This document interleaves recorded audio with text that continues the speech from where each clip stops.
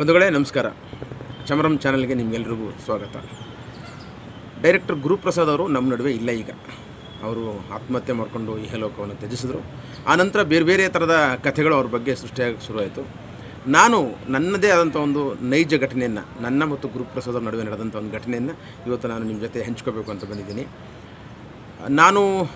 ನಾವು ಸ್ನೇಹಿತರೆಲ್ಲ ಸೇರಿ ನಮ್ಮ ಅಡ್ವೊಕೇಟ್ ಮೋಹನ್ ಕುಮಾರ್ ಅವರು ತಯಾರು ಮಾಡ್ತಿದ್ದಂಥ ಒಂದು ಊಟಿ ಚಿತ್ರ, ನನ್ನ ಪ್ರೀತಿ ಅರಸಿ ಕಾದಂಬರಿ ಆಧರಿಸಿದಂಥ ಚಿತ್ರ. ಅದು ಮಹೇಶ್ ಕುಮಾರ್ ನಿರ್ದೇಶಕರು. ಈ ಚಿತ್ರದ ಒಂದು ಪ್ರಮುಖ ಪಾತ್ರಕ್ಕೆ ಡೈರೆಕ್ಟರ್ ಗುರುಪ್ರಸಾದ್ ಅವರನ್ನು ಹಾಕೋಬೇಕು ಅಂತ ನಮಗೆ ಆಸೆ ಆಯಿತು. ಸೊ ಹೇಗೆ ಅವ್ರನ್ನ ಕಾಂಟ್ಯಾಕ್ಟ್ ಮಾಡೋದು ಅಂಥೇಳಿ ನಮಗೆ ನರೇಶ್ ಮಯ್ಯ ಅಂತ ಗುರುಪ್ರಸಾದ್ ಅವರ ಆಪ್ತ ಸ್ನೇಹಿತ ಅವರಿದ್ದರು, ಕನಕಪುರದವರು. ಅವ್ರ ಮುಖಾಂತರ ನಾವು ಗುರುಪ್ರಸಾದನ್ನು ಸಂಪರ್ಕ ಮಾಡಿ ಕಥೆಯೆಲ್ಲ ಹೇಳಿದ್ವಿ. ಅದರ ಒಂದು ಗೆಸ್ಟ್ ಅಪಿಯರೆನ್ಸ್ ಪಾತ್ರ, ಭಾಳ ಮುಖ್ಯವಾದ ಪಾತ್ರ. ಅದು ಇಡೀ ಕಥೆಯನ್ನು ನೆರೇಟ್ ಮಾಡುವಂಥ ಪಾತ್ರ. ಈ ಪಾತ್ರಕ್ಕೆ ನೀವು ನಮಗೆ ಬೇಕು ಸರ್ ಅಂತ ಕೇಳಿದ್ರು. ಒಪ್ಕೊಂಡ್ರು. ಒಂದಿನ ಶೂಟಿಂಗ್ಗೆ ನಿಗದಿ ಆಯಿತು. ಸ್ಟುಡಿಯೋ ಸೆಟಪ್ಪಲ್ಲಿ ಆ್ಯಸ್ ಎ ಗುರುಪ್ರಸಾದ್ ಡೈರೆಕ್ಟ್ರಾಗೇ ಬಂದು ನಮ್ಮ ಸಿನಿಮಾನ ಕುರಿತು ಅವರು ಆ ಸಿನಿಮಾ ನೆರೇಷನ್ನ ಶುರು ಮಾಡುವಂಥ ಒಂದು ಪಾತ್ರ ಅದು. ಸೊ ಆ ಪಾತ್ರದಲ್ಲಿ ಗುರುಪ್ರಸಾದ್ ಅವರು ನಿರ್ದೇಶಕರಾಗಿಯೇ ಬಂದು ಅಲ್ಲಿ ನಮ್ಮ ಸಿನಿಮಾದ ಬಗ್ಗೆ ಅವರು ಮಾತಾಡಬೇಕು, ಅಂದರೆ ನಮ್ಮ ಸಿನಿಮಾದ ಕಥೆಯಲ್ಲಿ ಪ್ರೇಮಿಗಳ ಬಗ್ಗೆ ಮಾತಾಡಬೇಕು. ಸೊ ಇದು ಕಾನ್ಸೆಪ್ಟು. ಬಂದರು, ಸ್ಟುಡಿಯೋ ಸೆಟಪ್ ಆಗಿತ್ತು. ಇಂಡೋರ್ ಶೂಟಿಂಗಲ್ಲಿ ಬಂದರು. ಶೂಟಿಂಗೆಲ್ಲ ಆಯಿತು. ಅವತ್ತು ಹೆಚ್ಚು ನಮ್ಮ ನಡುವೆ ಮಾತುಕತೆ ಆಗಲಿಲ್ಲ. ಬಟ್ ಶೂಟಿಂಗ್ ಮುಗಿಸ್ಕೊಂಡ್ರು, ಹೊರಟೋದ್ರು. ಅಂದರೆ ಸ್ವಲ್ಪ ಸಮಯ ತಡವಾಗಿ ಬಂದರು ಅವರು, ಸಹಜವಾಗಿ. ಆದ್ರೂ ಅವರು ಇನ್ ಟೈಮಿಗೆ ಶೂಟಿಂಗ್ ಮುಗಿಸಿ ಹೋದ್ಮೇಲೆ ಬೇರೆ ಚಿತ್ರೀಕರಣ ಆಯಿತು, ಎಲ್ಲ ಆಯಿತು. ಆದಮೇಲೆ ಇಡೀ ಚಿತ್ರವನ್ನು ನಾವು ಎಡಿಟಿಂಗ್ ಟೇಬಲ್ ತಂದ್ವಿ. ಎಡಿಟಿಂಗ್ ಆಗೋ ಸಂದರ್ಭದಲ್ಲಿ ನಮಗೇನಾಯಿತು, ಒಂದು ದುರಂತ ಕಾದಿತ್ತು. ಏನು ದುರಂತ ಅಂದರೆ, ಗುರುಪ್ರಸಾದ್ ಅವರು ಅಭಿನಯಿಸಿದಂಥ ಮತ್ತು ಇನ್ನೂ ಅದರ ಜೊತೆಗೆ ಅನೇಕ ಸನ್ನಿವೇಶಗಳಿದ್ದಂಥ ಒಂದು hard disk out of order ಆಗೋದು, ಅಂದರೆ ಕರಪ್ಟ್ ಆಗೋಗಿತ್ತು. ಸೊ ಕರಪ್ಟಾಗಿ ಆ ಹಾರ್ಡ್ ಡಿಸ್ಕ್ನ ರಿಟ್ರೀವ್ ಮಾಡೋದಕ್ಕೆ ಬೇಕಾದಷ್ಟು ಪ್ರಯತ್ನ ಪಟ್ವಿ ನಾವು. ಯಾಕೆಂದರೆ ಬರೀ ಗುರುಪ್ರಸಾದ್ ಅವ್ರ ಎಪಿಸೋಡ್ ಮಾತ್ರ ಅಲ್ಲ, ಮತ್ತು ಗುರುಪ್ರಸಾದ್ ಅಷ್ಟೊತ್ತಿಗೆ ನಟರಾಗಿ ಕೂಡ ತುಂಬ ಬ್ಯುಸಿ ಇದ್ದವರು, ಡೈರೆಕ್ಟ್ರಾಗಿ ಬ್ಯುಸಿ ಇದ್ದವರು. ಸೊ ಹೀಗಾಗಿ ಮತ್ತೆ ಅವ್ರನ್ನ ಕರೆಸಬೇಕು ಅನ್ನೋದು ಬೇರೆ ಪ್ರಶ್ನೆ. ಆದರೆ ಇನ್ನೂ ಅನೇಕ ಸೀಕ್ವೆನ್ಸ್ಗಳು, ಕಂಟಿನ್ಯೂಟಿ ಸೀಕ್ವೆನ್ಸ್ಗಳೆಲ್ಲ ಇದ್ದಂಥ ಹಾರ್ಡ್ ಡಿಸ್ಕ್ ಹೊರಟೋಯ್ತು ನಮ್ಮದು. ಅದನ್ನು ಸಿಂಗಾಪುರಕ್ಕೆ ಕಳಿಸಿದ್ವಿ, ಅಮೇರಿಕಕ್ಕೆ ಕಳಿಸ್ತೀವಿ. ಇಲ್ಲಿನ ಎಲ್ಲ ಟೆಕ್ನಾಲಜಿ ಆವತ್ತು ಅಷ್ಟು ಮುಂದುವರೆದಿರಲಿಲ್ಲ ಟೆಕ್ನಾಲಜಿ ಇವತ್ತಿನಷ್ಟು. ಹಾಗಾಗಿ ಬೆಂಗಳೂರಿನ ಬೇರೆ ಟೆಕ್ನಾಲಜಿಗಳಿಗೆ ಹೋಗಿ ಅದನ್ನು ಒಂದು ಶವಪರೀಕ್ಷೆ ಥರ ಮಾಡಿ ಎಲ್ಲ ಥರದಲ್ಲಿ ಬಿಚ್ಚಿ ಏನೇನೋ ಮಾಡಿದ್ವಿ. ನಮಗೆ ಅಲ್ಲಿದ್ದಂಥ ಡೇಟಾವನ್ನು ರಿಟ್ರೀವ್ ಮಾಡೋಕ್ಕೆ ಸಾಧ್ಯನೇ ಆಗಲಿಲ್ಲ. ಏನು ಮಾಡೋದಾಗ ಚಿಂತಾಕ್ರಾಂತರಾಗೋದು. ಯಾಕೆಂದರೆ ಅಷ್ಟೊತ್ತಿಗಾಗಲೇ ಬೇಕಾದಷ್ಟು ದುಡ್ಡು ಖರ್ಚಾಗಿತ್ತು, ಬೇಕಾದಷ್ಟು ಸಮಯ ಆಗೋಗಿತ್ತು ಊಟಿ ಸಿನಿಮಾಕ್ಕೋಸ್ಕರ.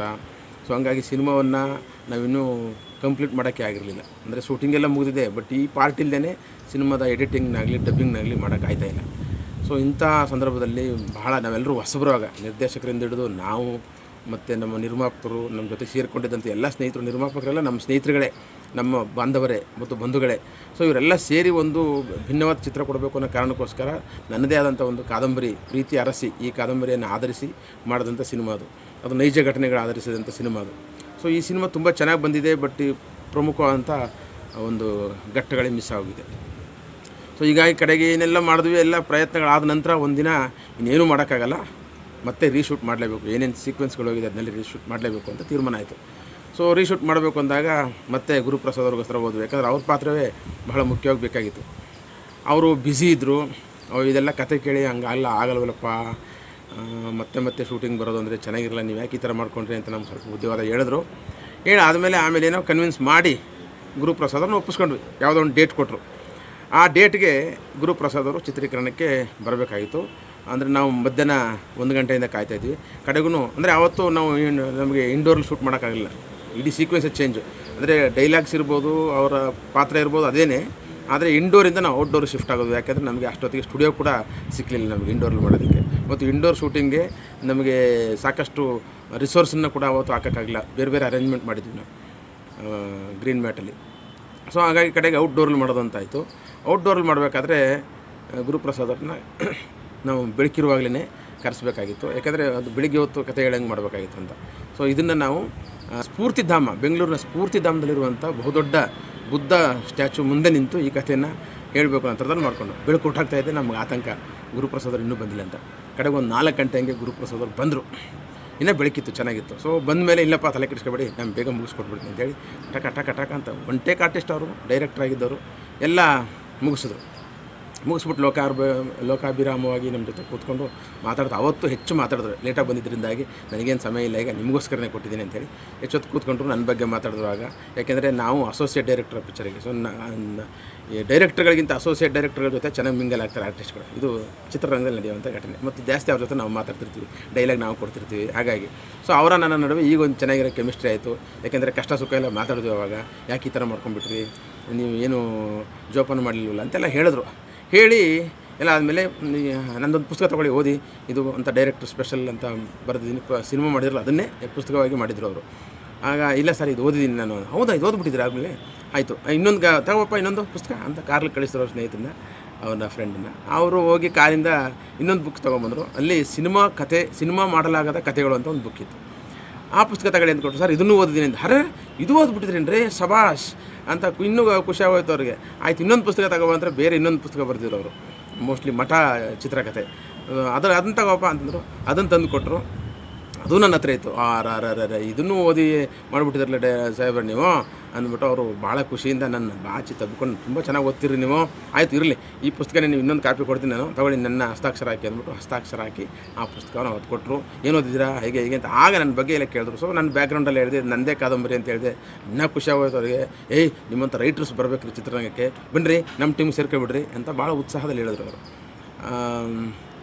ಇಲ್ಲ ಸರ್ ನನಗೆ ಸದ್ಯಕ್ಕೆ ಚಿತ್ರರಂಗದಲ್ಲಿ ಮುಂದುವರೆ ಆಸೆ ಇಲ್ಲ, ನನಗೆ ಬೇರೆ ಬೇರೆ ಕಮಿಟ್ಮೆಂಟ್ಗಳು ಮಾಡ್ಕೊಂಡ್ಬಿಟ್ಟಿದ್ದೀನಿ ಅಂತ ಹೇಳಿದೆ. ಅಷ್ಟೊತ್ತಿಗಾಗಲೇ ನನಗೆ ಈ ಊಟಿ ಚಿತ್ರೀಕರಣದ ಬಗ್ಗೆ ಭಾಳ ಬೇಜಾರಾಗಿತ್ತು.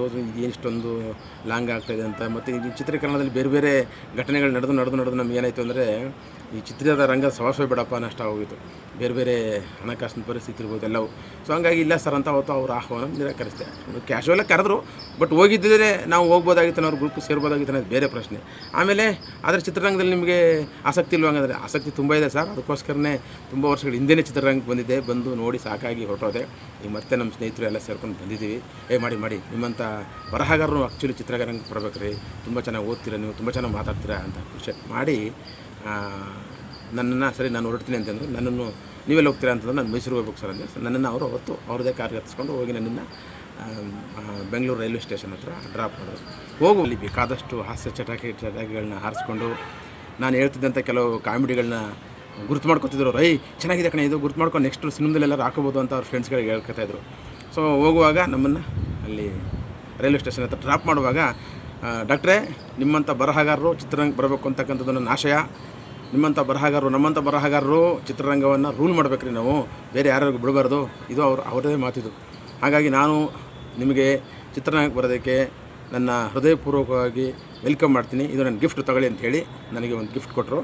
ಅದೇನೆಂದರೆ ಇದೆ ಅವರು ಹಾಕಿದಂಥ ಟೋಪಿ, ಗುರುಪ್ರಸಾದ್ ನಿರ್ದೇಶಕರಾಗಿ ಅಂತ ನನಗೆ ಹಾರೈಸಿ ಕೊಟ್ಟಂಥ ಟೋಪಿ ಇದೆ. ಅವ್ರ ಹತ್ರ ಬೇಕಾದಷ್ಟು ಟೋಪಿಗಳು ಬಟ್ ಡ್ರೆಸ್ಗಳೆಲ್ಲ ಕಾರಲ್ಲೇ ಇತ್ತು. ಹೇಗಿದೆ, ಬೇರೆ ಟೋಪಿ ಹಾಕ್ಬಿಟ್ರು ಅಂದ್ಕೊಂಡ್ರಾ? ಯಾಕಂದರೆ ಅದು ಗುರುಪ್ರಸಾದ್ ಅವ್ರ ಕುರಿತು ಅನೇಕರು ಏನೇನೋ ಘಟನೆಗಳು ಹೇಳ್ತಿದಾರಲ್ಲ, ಅಂಥದ್ದೇ ನನಗೊಂದು ಘಟನೆ ಆಗಿರುತ್ತೆ ಅಂತ ಅವರು ನಿರ್ದೇಶಕರ ಟೋಪಿ ಕೊಟ್ಟರು. ಗುರುಪ್ರಸಾದ್ ಒಬ್ಬ ಬಹಳ ಅದ್ಭುತವಾದಂಥ ಸೃಜನಶೀಲವಾದಂಥ ನಿರ್ದೇಶಕರು. ಅವರ ಮಠ ಮತ್ತು ಎದ್ದೇಳು ಮಂಜುನಾಥ ಬರೀ ಮಾತಿನಿಂದಲೇ ಸಂಚಲನ ಸೃಷ್ಟಿ ಮಾಡಿದಂಥ ಚಿತ್ರಗಳು, ಒಂದು ಮೈಲಿಗಲ್ಲು ಅದೊಂದು ರೀತಿ ಚಿತ್ರಗಳು. ಬಹಳ ಉತ್ಸಾಹವಾದ ಮತ್ತು ಅತ್ಯಂತ ಧನಾತ್ಮಕವಾಗಿ ಯೋಚನೆ ಮಾಡ್ತಕ್ಕಂಥ ನಿರ್ದೇಶಕ. ನನ್ನ ಜೊತೆಗೆ ಮಾತಾಡುವಾಗ ಬಹಳ ಪ್ರೀತಿಯಿಂದ ಮಾತಾಡ್ತಿದ್ರು. ಬೇರೆ ಬೇರೆ ಘಟನೆಗಳ ಬಗ್ಗೆ ನನಗೆ ಗೊತ್ತಿಲ್ಲ. ಆದರೆ ಇಂತಹ ನಿರ್ದೇಶಕ ಹತಾಶೆಗೊಳಗಾದ್ರ ಗೊತ್ತಿಲ್ಲ. ಅಂದರೆ ಆತ್ಮಹತ್ಯೆ ಮಾಡಿಕೊಳ್ಳುವ ಮಟ್ಟಕ್ಕೆ ಹೋಗ್ತಾರೆ ಅಂದರೆ ನನಗೆ ನಿಜವಾಗ್ಲೂ ಬೇಜಾರಾಯಿತು. ಬೇರೆ ಯಾರಾದ್ರೂ ದಡ್ಡರು ಅಥವಾ ಕೈಲಾಗದೇ ಇರೋರು ಅಥವಾ ಇನ್ಯಾವುದೋ ದುರ್ಬಲ ಮನಸ್ಥಿತಿಯವರು ಆತ್ಮಹತ್ಯೆ ಮಾಡ್ಕೊಂಡಿದ್ದರೆ ನಮಗೇನು ಬೇಜಾರು ಅನ್ನಿಸ್ತಿರಲಿಲ್ಲ. ಅವರು ಮಾಡ್ಕೋಬಾರ್ದು, ಆ್ಯಕ್ಚುಲಿ ಯಾರೂ ಆತ್ಮಹತ್ಯೆ ಶರಣಾಗಬಾರ್ದು. ಆತ್ಮಹತ್ಯೆ ಮಾಡಿಕೊಳ್ಳುವಷ್ಟು ನಿಕೃಷ್ಟವಾಗಿಲ್ಲ ಈ ಜೀವನ. ಒಂದಲ್ಲ ಒಂದು ಕ್ಷೇತ್ರದಲ್ಲಿ ಪ್ರತಿಯೊಬ್ಬ ವ್ಯಕ್ತಿನೂ ತಮ್ಮನ್ನು ತಾವು ತೊಡಗಿಸ್ಕೊಂಡ್ರೆ ಏನಾದರೂ ಸಾಧಿಸ್ಬೋದು ಅಥವಾ ಜೀವನವನ್ನು ಎಂಜಾಯ್ ಮಾಡ್ಬೋದು ಅಂತ ಬೇಕಾದಷ್ಟು ಅವಕಾಶಗಳಿರುವಾಗ ಗುರುಪ್ರಸಾದ್ ಏಕೆ ನೇಣಿಗೆ ಕೊರಳುಬಿಟ್ಟಿದ್ರು ಅನ್ನೋದು ಯಕ್ಷ ಪ್ರಶ್ನೆ. ಇದು $1 ಮಿಲಿಯನ್ ಪ್ರಶ್ನೆ ಅಂತಾರೆ. ಅಂಥ ಒಬ್ಬ ಪಾಸಿಟಿವ್ ಆಟಿಟ್ಯೂಡ್ ಇದ್ದಂಥ ಮತ್ತು ಅತ್ಯಂತ ಶಕ್ತಿಯುತವಾದಂಥ ಮನಸ್ಥಿತಿ ಇದ್ದಂಥವ್ರು. ಶಕ್ತಿಯುತವಾದಂಥ ಮನಸ್ಥಿತಿ ಅಂದರೆ ದುರ್ಬಲ ಮನಸ್ಥಿತಿಯನ್ನು ಮೀರಿ ನಿಂತಿದ್ದಂಥವ್ರು. ಎಲ್ಲ ಪುಸ್ತಕಗಳನ್ನ ಓದ್ತಿದ್ರು. ಅವ್ರ ಮಾತುಗಳನ್ನ ಯೂಟ್ಯೂಬ್ಗಳಲ್ಲಿ ನೀವು ಕೇಳಿದರೆ, ಅವ್ರ ಸಿನಿಮಾದಲ್ಲಿ ಅವ್ರ ಭಾಷೆಯನ್ನು, ಅವ್ರ ತತ್ವಜ್ಞಾನವನ್ನು ನಾವು ಗಮನಿಸ್ಬೋದು. ಇಂತಹ ಒಬ್ಬ ಸೃಜನಶೀಲ ನಿರ್ದೇಶಕ ಯಾಕೆ ಇಂತಹ ಕೆಲಸ ಮಾಡ್ಕೊಬಿಟ್ರು? ಬಹಳ ದೊಡ್ಡ ತಪ್ಪು ಸಂದೇಶ ಆಗೋಯ್ತಲ್ಲ ಅಂತ ನಮಗೆಲ್ಲರಿಗೂ ಅನಿಸುತ್ತೆ. ಹಾಗಾಗಿ ತುಂಬ ದಿನಗಳು ನಾನು ಬರದೆ ಅವರು ಹೋದ ತಕ್ಷಣ. ಆಗ ನಾನು ಇನ್ನೂ ಯೂಟ್ಯೂಬಲ್ಲಿ ಬಂದಿರಲಿಲ್ಲ. ಹಾಗಾಗಿ ನಾನು ಅವ್ರು ಇಷ್ಟನ್ನು ಬರೆದಿದ್ದೀನಿ. ಈ ಟೋಪಿ ವಿಚಾರ ಬರೆದಿರಲಿಲ್ಲ.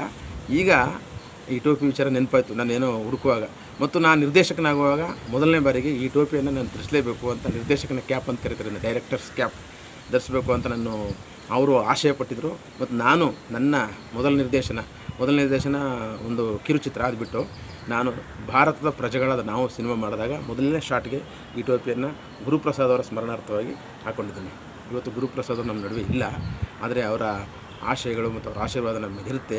ನಾನು ಚಿತ್ರರಂಗದಲ್ಲಿ ಮುಂದುವರಿಬೇಕು ಅನ್ನೋ ಉದ್ದೇಶ ಅಲ್ಲ, ಆದರೆ ಒಬ್ಬ ನಿರ್ದೇಶಕ, ಎಷ್ಟೊಂದು ದೊಡ್ಡ ಕ್ರಿಯೇಟಿವ್ ಆಗಿದ್ದಂಥ ನಿರ್ದೇಶಕ, ಅಂದರೆ ಸ್ವಂತ ಶಕ್ತಿ ಇಲ್ಲದೇ ಯಾವುದ್ಯಾವುದೋ ರೀಮೇಕ್ಗಳೆಲ್ಲ ಸಿನಿಮಾಗಳು ಮಾಡೋರೆಲ್ಲ ಗೆಲ್ತಾರೆ. ಆದರೆ ಗುರುಪ್ರಸಾದ್ಗೆ ಸ್ವಂತ ಶಕ್ತಿ ಇತ್ತು ಮತ್ತು ಸ್ವಂತ ಬರವಣಿಗೆ ಇತ್ತು ಮತ್ತು ಸಶಕ್ತವಾದ ಬರವಣಿಗೆ ಇತ್ತು. ಅಂತಹ ಒಬ್ಬ ನಿರ್ದೇಶಕರು ನಮ್ಮಿಂದ ಈ ಥರದ ದುರ್ಘಟನೆಯಲ್ಲಿ ಕಣ್ಮರೆಯಾಗಿದ್ದು ನಿಜಕ್ಕೂ ತುಂಬಲಾರದ ನಷ್ಟ ಕನ್ನಡ ಚಿತ್ರರಂಗಕ್ಕೆ ಅಂತ ನಾನು ಭಾವಿಸ್ತೀನಿ.